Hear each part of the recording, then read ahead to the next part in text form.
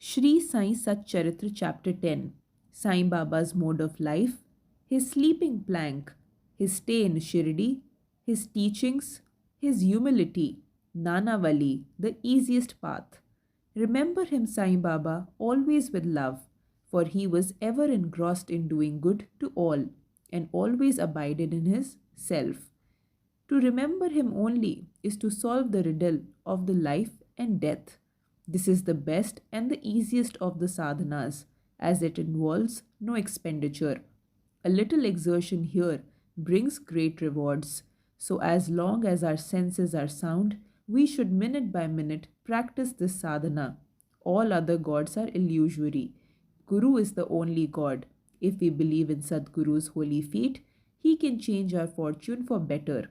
If we serve him sincerely, we get rid of our worldly afflictions. We need not study any philosophy like Nyaya and Mimamsa. As we trust the helmsman in crossing rivers and seas, so we have to trust our Sadguru in getting over the ocean of worldly existence. The Sadguru looks to the intense feeling and devotion of his devotees, endows them with knowledge and eternal bliss. In the last chapter, Baba's mendicancy and devotees' experiences and other subjects are dealt with. Let the readers now read where and how Baba lived and how he slept and how he taught. Baba's wonderful bedstead. Let us first see where and how Baba slept. Mr. Nana Sahib Dengle brought for Sai Baba a wooden plank about 4 arms in length and only a span in breadth for sleeping upon. Instead of keeping the plank on the floor and then sleeping on it, Baba tied like a swing to the rafters of the masjid with old shreds or rags and commenced to sleep upon it. The rags were so thin and worn out that it was a wonder how could they bear or support the weight of the plank itself, let alone the weight of Baba. But somehow or the other, it was by Baba's sheer leela that the worn out rags did sustain the plank along with the weight of Baba on it. On the 4 corners of this plank, Baba lighted panatis, earthen lamps, one at each corner, and kept them burning the whole night. It was a sight for the gods to see Baba sitting or sleeping on the plank. It was a wonder to all how Baba got up and down the plank. Out of curiosity, many observers kept watching the process of mounting and dismounting, but none succeeded. As crowds began to swell so as to detect this wonderful feat, Baba one day broke the plank into pieces and threw it away. Baba had all the 8 Mahasiddhis, powers, at his command. He neither practiced nor craved for them. They came to him naturally as a result of his spiritual perfection. Manifestation of Brahma. Though Sai Baba looked like a man, 3 cubits and a half in length, still he dwelt in the hearts of all. Inwardly he was unattached and indifferent, but outwardly he longed for mass welfare.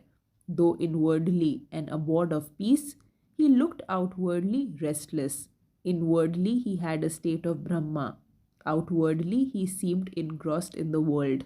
Sometimes he looked on all with affection, and at times he threw stones at them. Sometimes he scolded them, while at times he embraced them and was calm, composed, tolerant, and well balanced. He always abided in his self and was engrossed in his self and was well disposed towards his bhaktas. He always sat on one asan and never travelled. His satka was a small stick which he always carried in his hand. He was calm and thought free. He never cared for wealth and fame and always lived on alms. Such a life he led. He always uttered, Allah Malik, God is the real owner. Entire and unbroken was his love for his bhaktas. He was the mine or storehouse for self-knowledge and full of divine bliss. Such was the divine form of Sai Baba, boundless, endless, and undifferentiated, one principle which envelops the whole universe, from a stone to Brahma, incarnated in Sai Baba. The really meritorious and fortunate people got this treasure grove in their hands, while those people who, not knowing the real worth of Sai Baba, took him to be a mere human being, were indeed unfortunate. Baba's stay in Shirdi and probable birth date. None knew or knows the parents and the exact date of birth of Sai Baba, but it can be approximately determined by his stay in Shirdi. Baba first came to Shirdi when he was a young lad of 16 years and stayed there for 3 years. Then all of a sudden he disappeared for some time. After some time he reappeared in the Nizam state near Aurangabad and came to Shirdi with the marriage party of Chand Patil when he was about 20 years old. Then he stayed in Shirdi for an unbroken period of 60 years, after which Baba took his Mahasamadhi in 1918. From this, we can say that the year of Baba's birth must be approximately 1838 AD. Baba's mission and advice. Saint Ram Das flourished in the 17th century and fulfilled to a great extent his mission of protecting cows and Brahmins against the Yavans, Mohammedans. But within 2 centuries after him, the split between the two communities, Hindus and the Mohammedans, widened up, and Sai Baba came to bridge the gulf. His constant advice to all was to this effect: Ram, the god of Hindus, and Rahim, the god of Mohammedans, were one and the same. There was not the slightest difference between them. Then why should their devotees fall out and quarrel among themselves? You ignorant folks, join hands and bring both the communities together. Act sanely, and thus you will gain your object of national unity. This was said by Baba. It is not good to dispute and argue, so don't argue, don't emulate others. Always consider your interest and welfare. The Lord will protect you.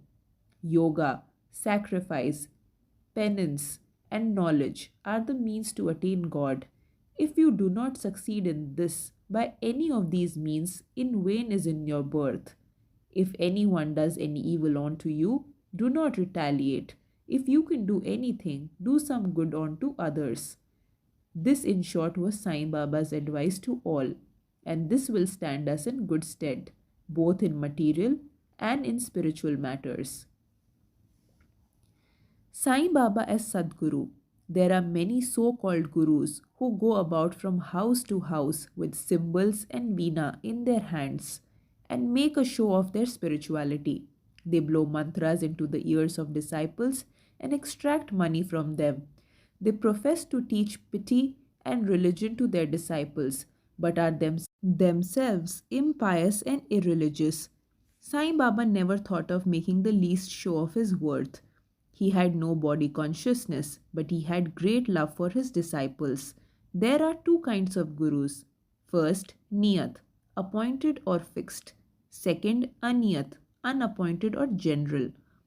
The latter, by their advice, develop the good qualities in us, purify our heart, and set us on the path of salvation.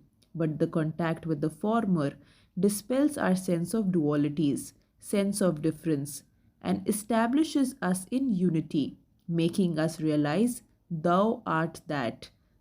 There are various gurus imparting to us various kinds of worldly knowledge, but he who fixes us in our nature self and carries us beyond the ocean of worldly existence is the Sadguru. Sai Baba was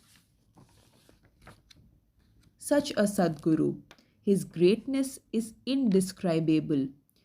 If anybody went to take his darshan, he, without being asked, would give every detail of his past, present, and future. He saw divinity in all beings. Friends and foes were alike to him. Disinterested and balanced, he obliged the evildoers as well as the pious. He was the same in prosperity and adversity. No doubts ever touched him. Though he acted through the body, he was not in the least attached to his body or house.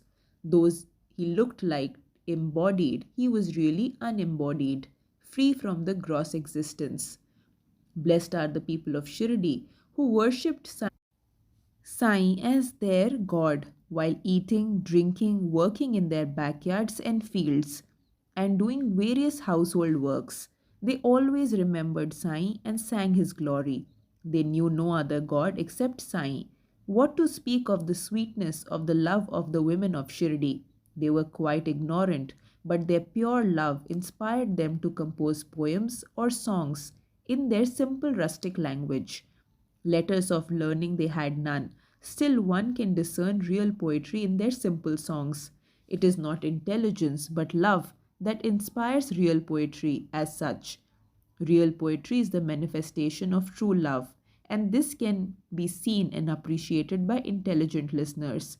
Collection of these folk songs is desirable, and by Baba's wish, some fortunate devotee may undertake the task of compiling and publishing these folk songs, either in the Sai Leela magazine or separately in a book. Baba's humility. Lord or Bhagwan is said to have six qualities: fame, wealth, non attachment, knowledge, grandeur, and liberality. Baba had all these in him. He incarnated in flesh for the sake of bhaktas. Wonderful was his grace and kindness, for he drew the devotees to him, or how else could one have known him? For the sake of his bhaktas, Baba spoke such words that the goddess of speech could not utter. Here's a specimen.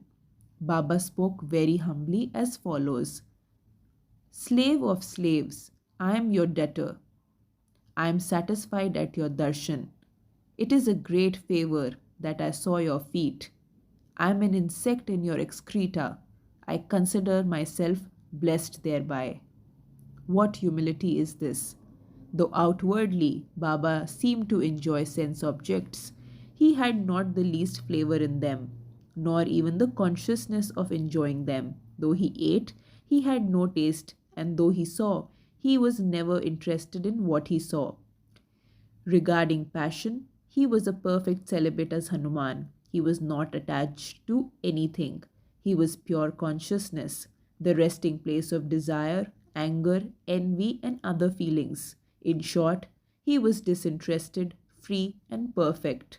A striking instance may be cited in illustration of this statement. Nanavali. There was in Shirdi a very quaint and queer fellow by the name Nanavali. He looked to Baba's works and affairs. He once approached Baba, who was seated on his gaddi seat, and asked him to get up at once, as he wanted to occupy the same. Baba at once got up and left his seat, which he occupied. After sitting there for a while, Nanavali got up and asked Baba to resume his seat. Then Baba sat down and Nanavali fell at Baba's feet. Baba did not show the slightest of displeasure in being dictated or ousted. This Nanavali loved Baba so much that he breathed his last on the 13th day of Baba's Mahasamadhi. The easiest path, hearing the stories of the saints and being in their company. Though Sai Baba acted outwardly like an ordinary man, his actions showed extraordinary wisdom and skill. Whatever he did was done for the good of his devotees. He never prescribed any asan, regulation of breath, or any rites to his bhaktas, nor did he blow any mantra into their ears. He told them to leave off their cleverness and always remember Sai, Sai. If you did that, he said, all your shackles will be removed and you would be free. Sitting through 5 fires, sacrifices, chantings, eightfold yoga are possible for the Brahmins only. They are of no use to other classes. The function of the mind is to think. It cannot remain without thinking for a minute. If you give it a sense object, it will think about it. But if you give it Guru, it will think about Guru. You have heard most attentively the grandeur of Sai. This is the natural remembrance of Sai. Hearing the stories of saint is not so difficult as the other sadhanas mentioned above. The stories will remove all the fears of the sansar, worldly existence, and take you on the spiritual path. So listen to these stories, meditate on them, and assimilate them. You may attend to your worldly duties, but give your mind to Sai and his stories, and then he is sure to bless you. This is the easiest path, but why do not all take to it? The reason is that without God's grace, we do not get the desire to listen to these stories of the saints.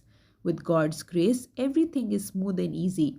Hearing the stories of the saints is in a way keeping in their company. The importance of the company of the saint is very great. It removes our body consciousness and egoism, destroys completely the chain of our birth and death, cuts asunder all the knots of mind, and takes us to the God, who is pure consciousness. It certainly increases our non attachment to sense objects and makes us quite indifferent to pleasure and pains and leads us onward to spiritual path. If you have no other sadhana such as uttering God's name, worship, or devotion, but if you take refuge in them, saints, wholeheartedly, they will carry you off safely across the worldly existence. It is for the reason that saints manifest themselves in this world. Even the sacred rivers such as Ganga, Godavari, Krishna, Kaveri, which wash away the sins of the world, desires that the saint should come to them for a bath and purify them. Such is the grandeur of the saint. It is on the account of the store of merit in the past birth that we have attained the feet of Sai Baba. We conclude this chapter with meditation on Sai's form. He, the graceful, handsome Sai, standing on the edge of the masjid, distributing udi to each and every bhakta with a view of his welfare. He who thinks that the world as an illusion and who is ever engrossed in supreme bliss, before him we humbly prostrate ourselves. Bow to Sri Sai, peace be to all.